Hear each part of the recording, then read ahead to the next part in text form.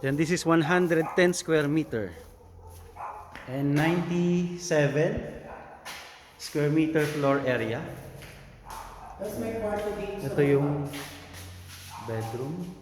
Ito, may bedroom. Ay, may bathroom. Ito yung bathroom. Ito, bedroom. Yan, may mga sira pero ay, may sariling bathroom. Oo. Ayan, oh, sariling bathroom.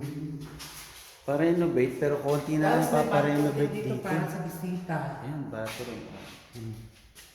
Tapos, kitchen. Tapos ito parang tarahan ng housemaid. Ayan, maid's room. Maid's room. And then sampayan. May sampayan sa likod. Ayan. So, sa taas, okay pa yung stairs. Ayan, intact pa. So, wala ka nang gagawin dito sa stairs. Papatiles mo na lang.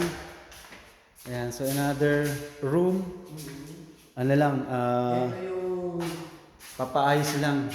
papunta doon. Ayan, may sira. Pero, Ayun ba? yung bintana, may ano pa yan, may plastic pa yung bintana. So, Mga pintuan na ano lahat. no, pintuan. Yung mga sira. Sira nga. Ito, balcony. Yan, balcony. Ay, Joe, picturean yung nasa naka. Sige. So, ito yung bubong niya. Yan, okay pa siya. Okay pa siya yung bubong niya. Yan, oh. Yan. So, konting ano na lang to. Ito yung community. Ayan. Ito yung community niya. So, tingnan natin yung ulit yung mga rooms. Another rooms. So, common bathroom. Ayan, so hindi pa siya nagagamit. Ayan, hindi pa siya nagagamit. Ayan. So, never natirhan. Never natapos. Ayan. Yung mga bintana, okay. Okay siya. Sa likod, okay. Then, yung huling Dito pa. bedrooms. Ayan. Ang laki. Malaki nga. Ang laki.